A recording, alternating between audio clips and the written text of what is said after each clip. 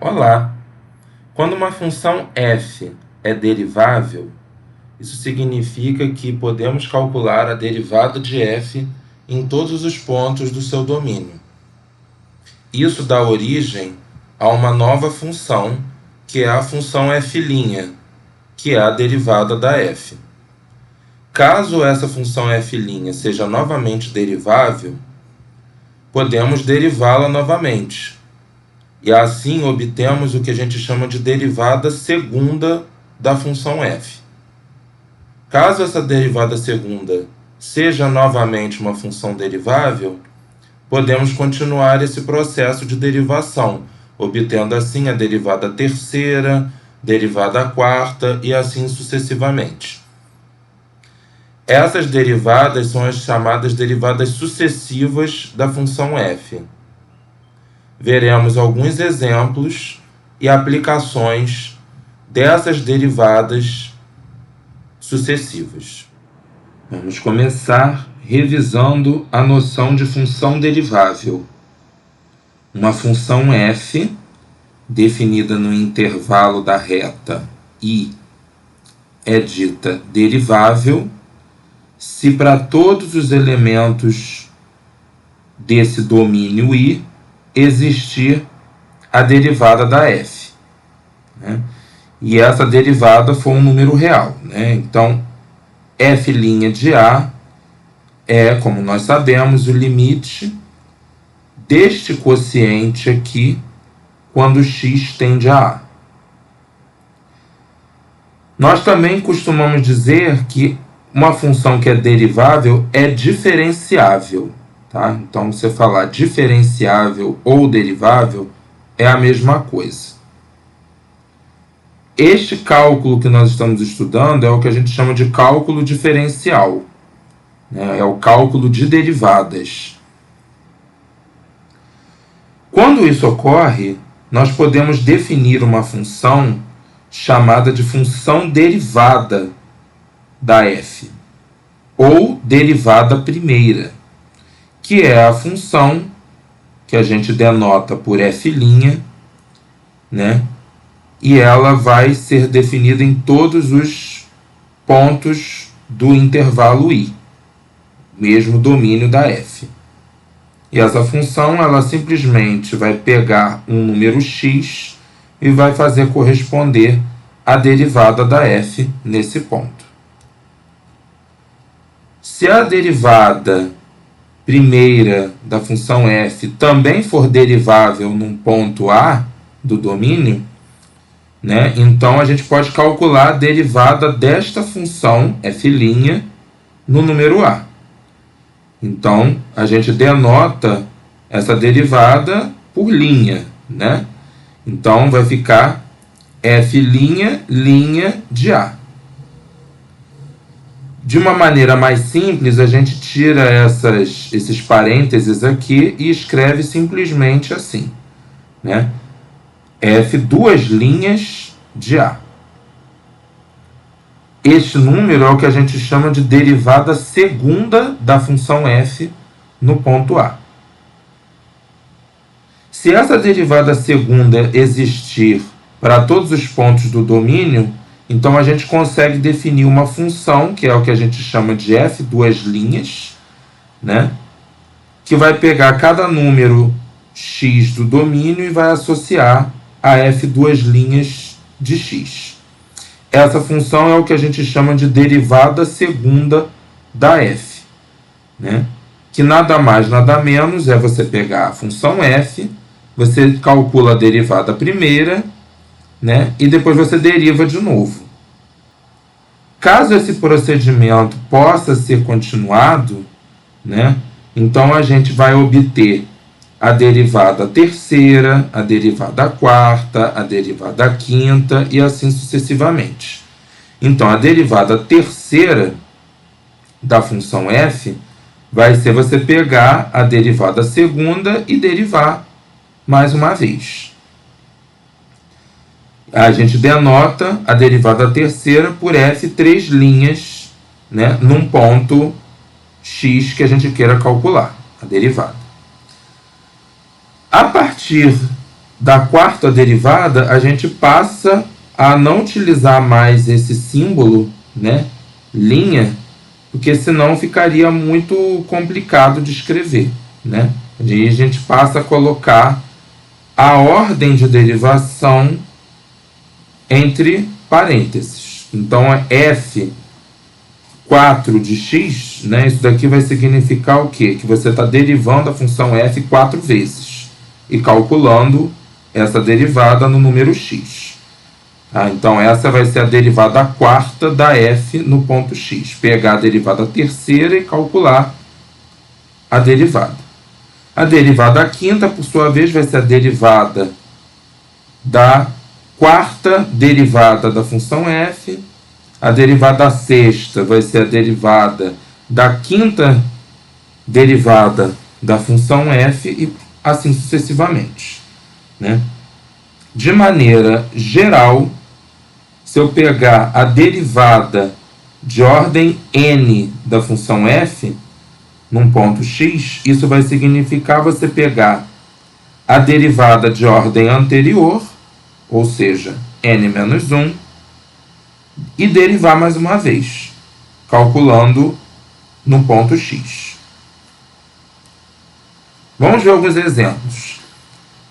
Então, tendo essa função polinomial aqui, a derivada primeira, né, vai ser 3x ao quadrado menos 10x mais 2.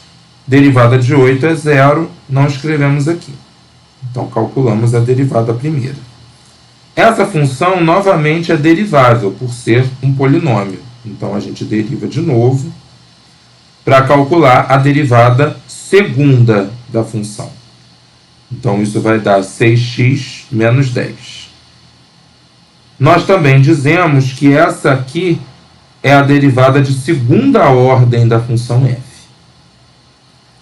Para calcular a derivada terceira ou a derivada de terceira ordem da função f, nós derivamos de novo. Então, aqui vai dar 6. E aí, se eu for calcular a derivada de ordem 4, né, a derivada de constante vai ser 0. E vocês reparem que todas as derivadas de ordem superior vão ser todas iguais a 0. Né? Ou seja, a gente conclui que se você for calcular a derivada de ordem n da função f para n maior ou igual que 4, né, essa derivada vai ser igual a 0. Vamos considerar agora a função seno. A derivada primeira, né, vai ser cosseno de x. A derivada segunda vai ser a derivada da derivada primeira. Derivada de cosseno de x é menos seno de x. Para calcular a derivada terceira, nós vamos derivar de novo. Então, aqui a gente tem um menos 1 multiplicando, né?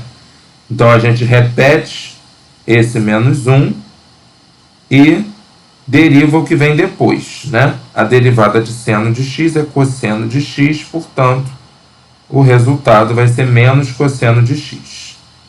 A derivada de ordem 4, né? Novamente, você tem aqui um menos 1 multiplicando, então você repete essa constante, né? E deriva o que vem depois, né? A derivada de cosseno de x é menos seno de x, e, portanto, pela regra de sinais, isso vai dar seno de x.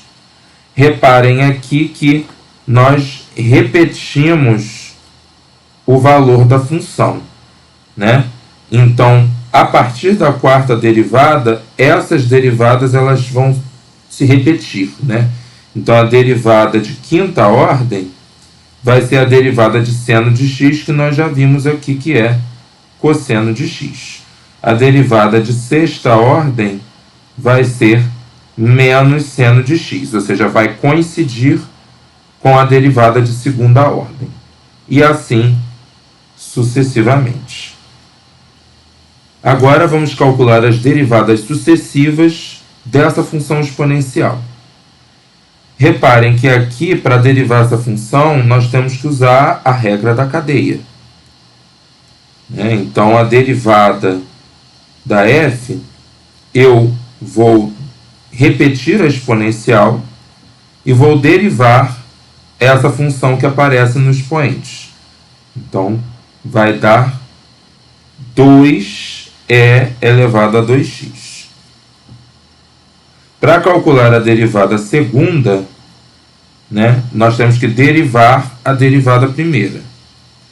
Como esse 2 é constante e está multiplicando a exponencial, para derivar, eu repito a constante e multiplico pela derivada da exponencial. A derivada dessa exponencial já foi calculada aqui, e o seu valor é 2e elevado a 2x. Portanto, a gente coloca essa derivada aqui e nós vamos concluir que o resultado dessa derivada segunda é 2 ao quadrado vezes e elevado a 2x. Se eu quisesse, eu podia colocar 4 aqui no lugar de 2 ao quadrado, mas o que eu quero ilustrar para vocês é que nesse caso específico, nós vamos conseguir uma lei de formação bem interessante para essas derivadas sucessivas, tá? Então, a derivada de ordem 3, ela vai ser o quê? De novo, eu tenho essa constante que multiplica, vou repetir, e aí eu derivo o que vem depois.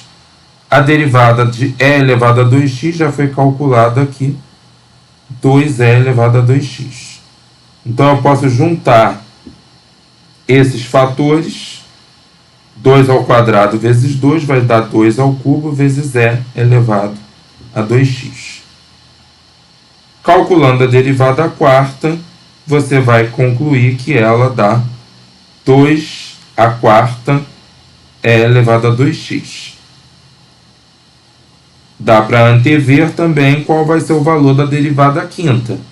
2 elevado a 5 e elevado a 2x. Porque a cada vez que a gente deriva essa função, vocês repararam aqui que o que acontece é que um fator 2 novo vai aparecer multiplicando a expressão anterior, certo? Então, você vai aumentando o expoente dessa potência de 2 a cada derivada nova. Ora, com isso a gente consegue deduzir qual vai ser a derivada de ordem n. Vai ser 2 elevado a n e elevado a 2x. Isso é uma situação bem particular dessa função. Em geral, a gente não consegue encontrar uma lei de formação tão bem comportada assim para as derivadas sucessivas de uma função.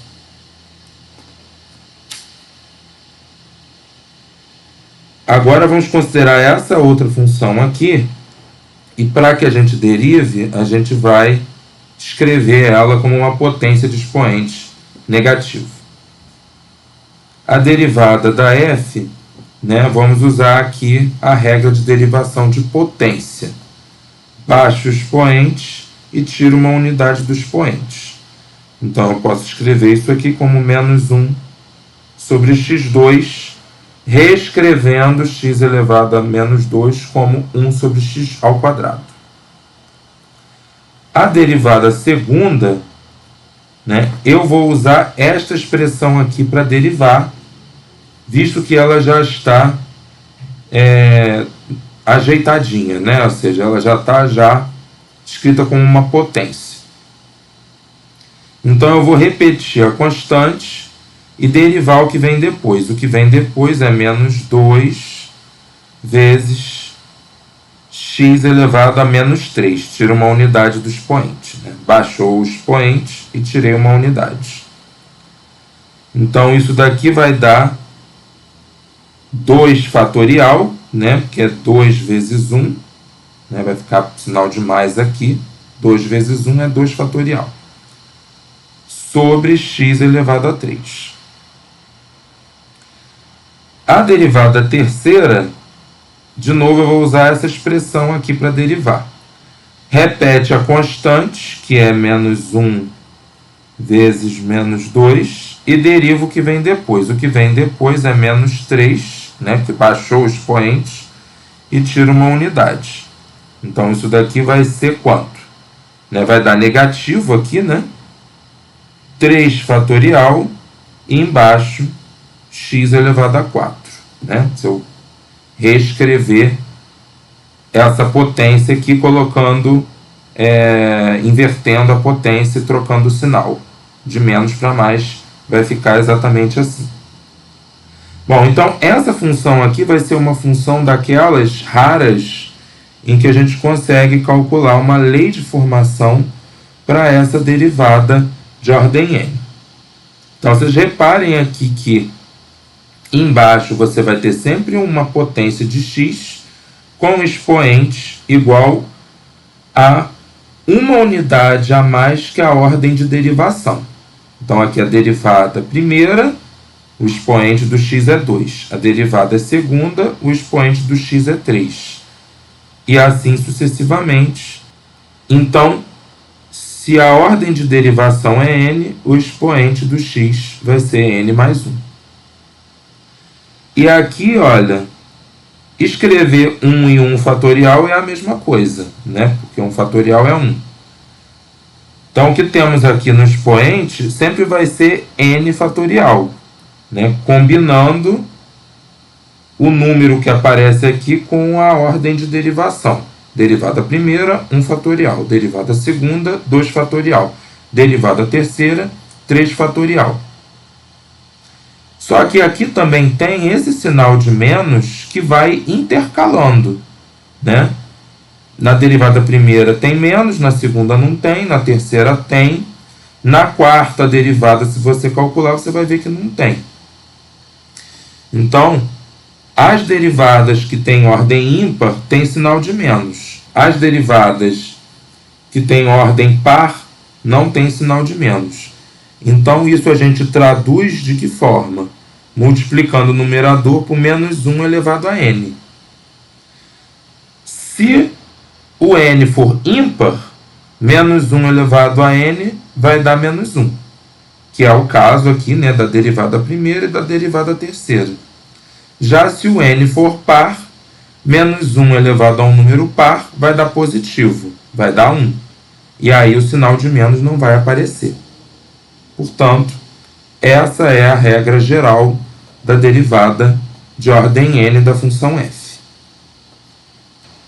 Uma definição importante é a seguinte, né? São as classes que uma função f tem. Nós vamos dizer que a função é de classe C0 se ela for contínua. Já vamos dizer que a função é de classe C1 se a função f for derivável e a derivada primeira dela for uma função contínua. Diremos que a função é de classe C2 se a função f tiver todas as derivadas até a ordem 2, né? Ou seja, f' e f', e além disso, a derivada segunda for contínua. Nós vamos dizer que a função é de classe C3 se ela tiver todas as derivadas até a terceira ordem e, além disso, a derivada de ordem 3 for contínua. Bom, então vocês já entenderam o padrão aqui, né? Se eu disser que a função é de classe Cn, eu estou dizendo que existem todas as derivadas até a ordem n e essa derivada de ordem n ela é uma função contínua. Por fim, a função vai ser considerada de classe C infinito se a função f tiver derivadas de todas as ordens em todos os pontos do domínio. Vamos dar agora uma aplicação das derivadas sucessivas à física.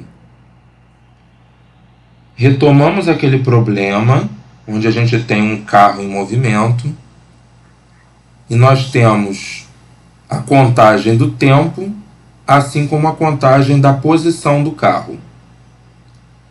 Quando o tempo é igual a t0, a posição do carro é dada pelo número s de t0. Passando um tempo de ΔT, a partir do tempo inicial, nós temos um tempo final de t0 mais ΔT e uma posição final s de t0 mais ΔT. Podemos considerar também, em cada um desses instantes de tempo, a velocidade instantânea do carro. Vamos denotar por v de t0 a velocidade do carro em t0 e por v de t0 mais ΔT a velocidade do carro no instante de tempo final t0 mais ΔT. Lembramos que a velocidade instantânea, por definição, é a derivada da função posição.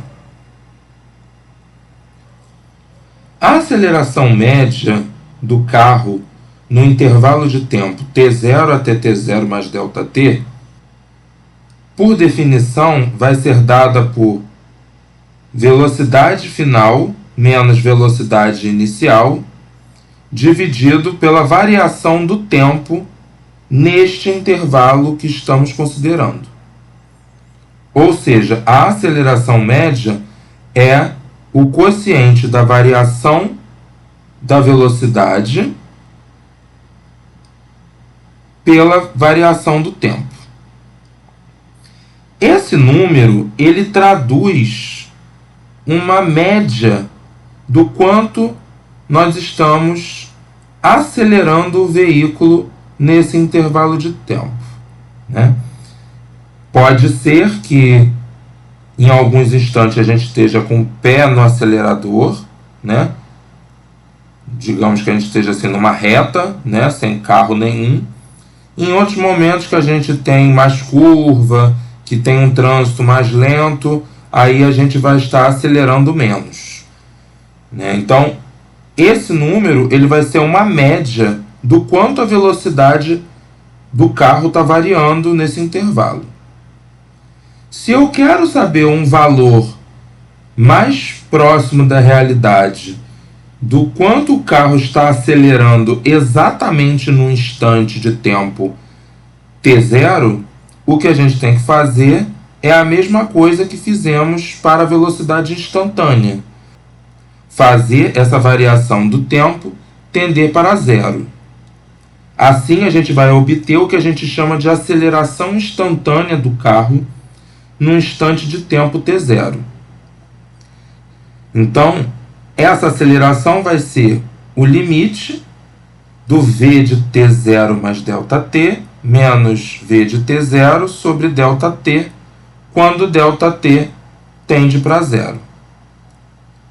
Mas a velocidade do carro, por definição, é a derivada da função posição. Então, nós substituímos o valor de v por essa derivada na expressão do limite.